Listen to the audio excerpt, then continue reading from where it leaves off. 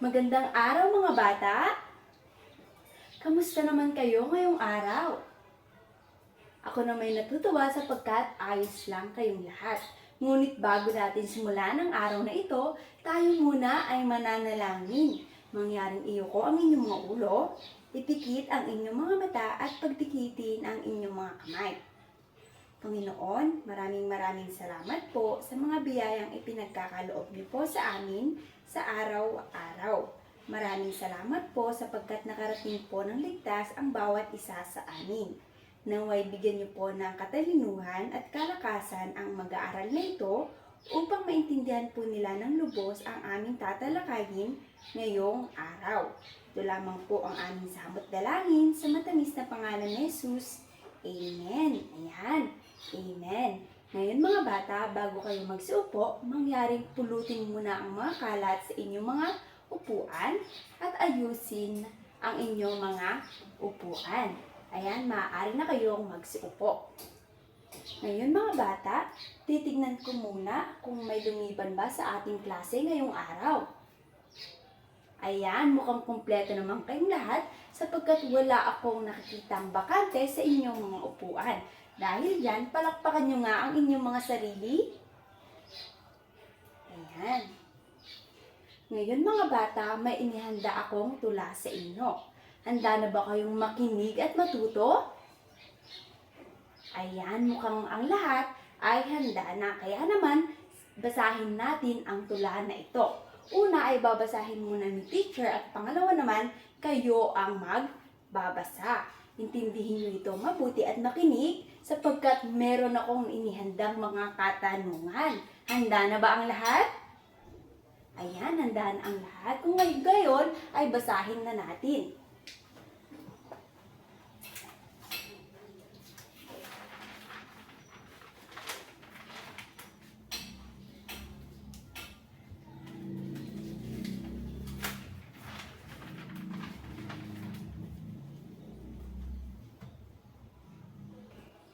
Ang tulang ito ay pinamagatang ang aking mga magulang na isinulat ni Jerome Apilla. Ngayon mga bata, handa na ba kayong ulit makinig?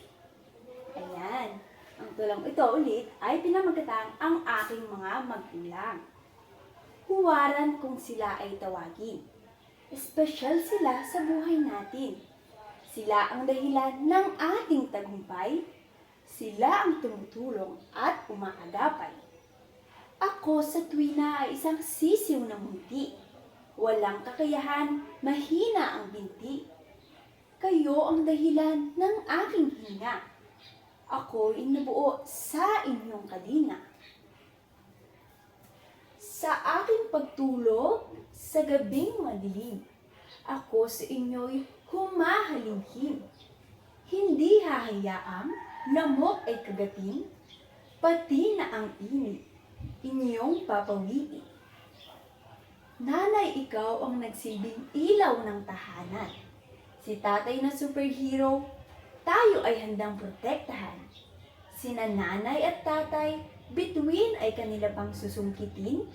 Matugunan lang ang pangangailangan natin. Ayan mga bata, nakinig ba kayong lahat? Ayan, ngayon naman, kayo naman ang magbabasa. Una ay babasahin ko muna ang bawat taludtod at susundan ninyo ako at susunod naman, kayo na ang magbabasa ng isang saknong. Maliwanag ba mga bata? Ayan, handa na ba ang lahat? Kung gayon ay simulan na natin. Huwaran kung sila ay tawagin. Kayo naman?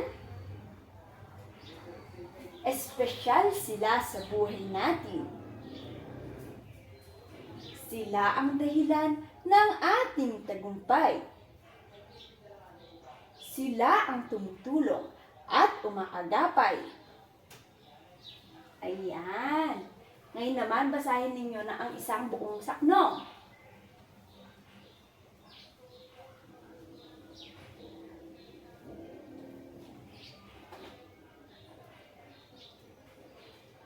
Ayan, magagaling mga bata. Tutungo naman na tayo sa ikalawang saknong. Ako sa tuwina ay isang sisiw na munti. Pakilakas nga mga bata. walang kakayahan, mahina ang binti. Kayo ang dahilan ng aking hininga. Ako ay nabuo sa inyong talinga. Ayan, ngayon naman mga bata, sabay-sabay ninyong basahin ang ikalawang saknong.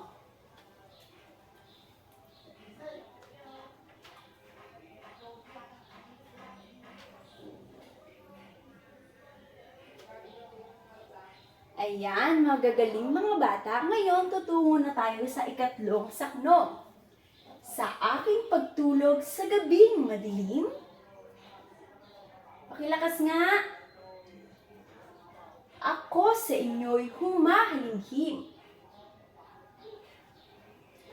Hindi hahayaang lamok ay kagatin. Pati na ang init inyong papawiin.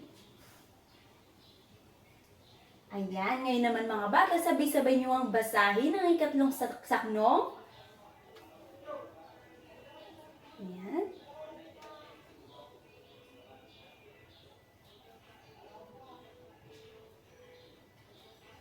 Ayan, magagaling mga bata. Ngayon naman, basahin natin ang ika-apat na saknong. Nanay, ikaw ang nagsilbing ilaw ng tahanan. Pakilakas nga, hindi marinig ni teacher. Ulitin. Nanay, ikaw ang nagsilbing ilaw ng tahanan. Si tatay na superhero, handa tayong protektahan. Sina nanay at tatay, bituin ay kanila pang susungkitin. Matugunan lang ang pangangailangan natin. Ayan mga bata, ngayon naman sabay-sabay ninyong basahin ang ika-apat na saknong.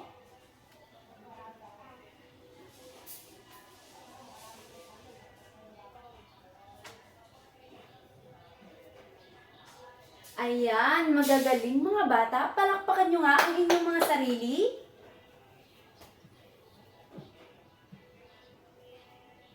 Ngayon mga bata, may inihanda akong mga katanungan sa bawat saknong.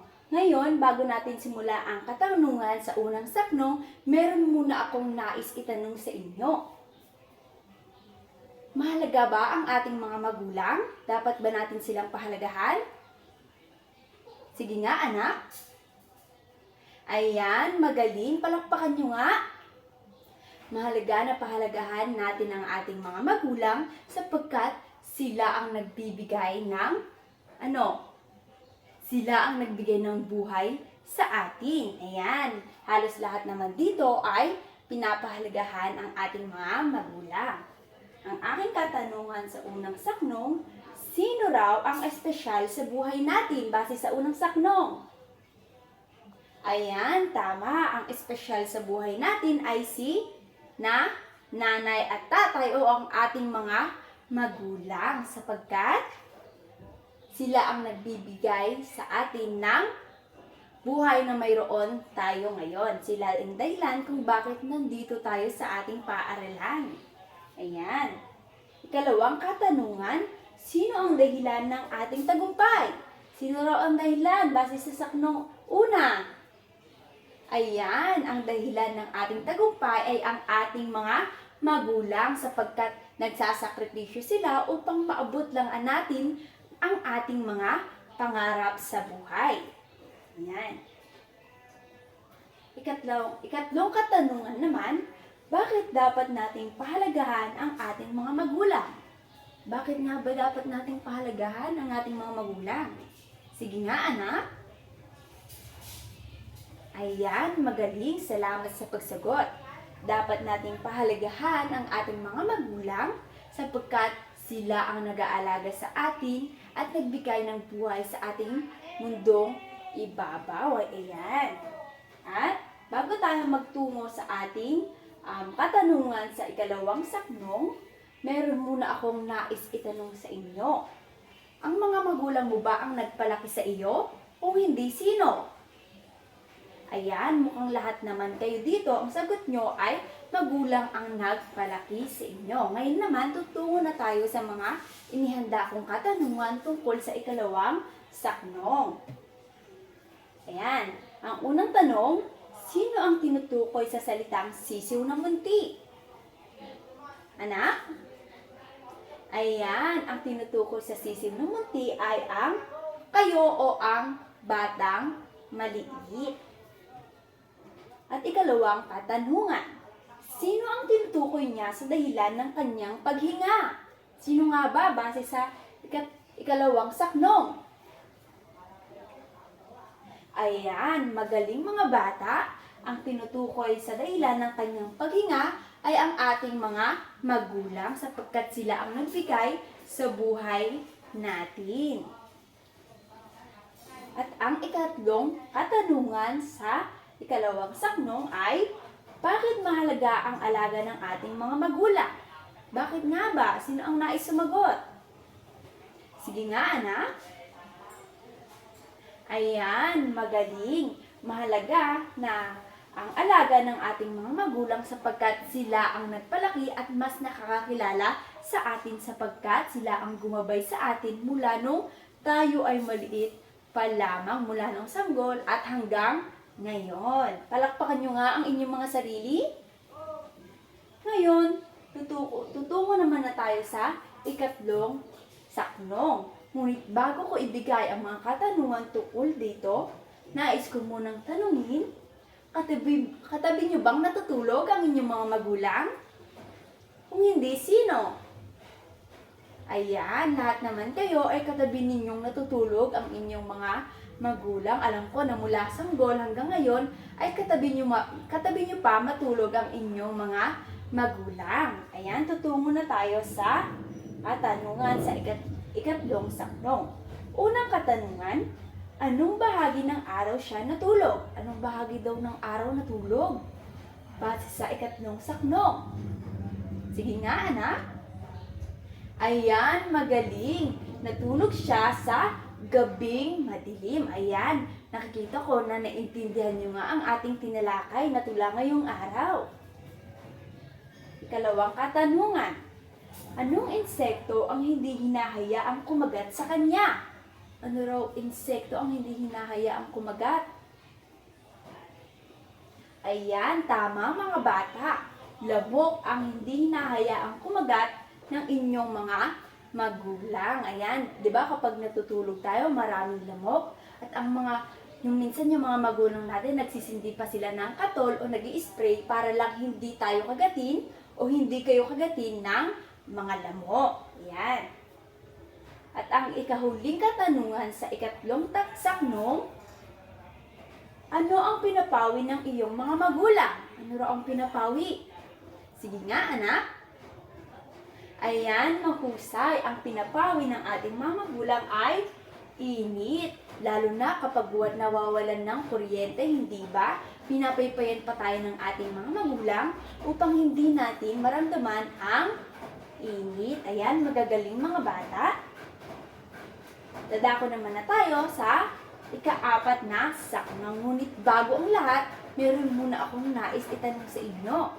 Tinutugunan ba ng mga magulang nyo ang inyong pangangailangan? Ayan, halos lahat ng sagot nyo ay opo, sapagkat alam ko na tinutugunan ng ating mga magulang ang ating mga pangangailangan sapagkat mahal nila tayo. Ayan, ang unang katanungan para sa ika-apat na saknong ay, sino ang nagsisilbing ilaw ng tahanan? Sino raw ang nagsisilbing ilaw ng tahanan? Sige nga, anak. Ayan, ang nagsisilbing ilaw ng tahanan ay si nanay sapagkat siya ang gumagawa ng mga gawaing bahay. At ang ikalawang katanungan, sino ang tinutukoy na superhero? Sino raw? Sige nga, anak. Ayan, ang tinutukoy na superhero ay si tatay. Sapagkat sabi dito, si tatay na superhero, tayo ay handang protektahan. Alam naman natin na si tatay ay pinoprotektahan tayo sa mga balakid na kinakaharap natin sa buhay. Ayan. At ang ikatlong katanungan para sa ika-4 na saknong, ano ang kanilang susungkitin? Sabi dito, ano raw ang kayang sungkitin ni nanay at tatay para sa atin? Sige nga, anak. Ayan, magaling. Ang kayang sungkitin ng ating mga magulang ay bituin. Ang ibig sabihin lamang nito ay kayang ibigay sa atin ng ating mga magulang o kaya nilang gawin ang lahat para maibigay lang ang pangangailangan natin. At ang ikahuling katanungan para sa ika-4 na saknong ay, sino ang tumutugon sa pangangailangan ng mga anak? Sino raw?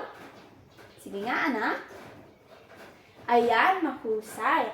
Ang tumutugon sa pangangailangan ng mga anak ay ang ating mga magulang sapagkat alam ko na ang ating mga magulang ay handang gawin lahat o magsakripisyo o gumawa ng paraan para lamang maibigay ang ating mga pangangailangan o ang inyong mga pangangailangan sa araw-araw. Ayan mga anak, nakita ko na naintindihan nyo ng mabuti ang ating pinag-aralan ngayong araw sapagkat nasagot nyo ng maayos at tama ang aking mga katanungan sa bawat saknong na ating binasang tula. Ayan, palakpakan nyo nga ang inyong mga sarili. Lagi niyong tatandaan na mahalaga ang ating mga magulang sapagkat sila ang nagbigay ng buhay sa atin at sila ay nagsasakripisyo upang matugunan lang ang pangangailangan natin sa araw-araw. Sila rin ang nagbibigay ng pagmamahal na kailangan natin maramdaman sa araw-araw. Ayan mga bata, maaari na kayong magsitayo. Ayusin niyo ang inyong mga upuan. Yan. Paalam mga bata. Mag-iingat kayo sa pag-uwi. Paalam!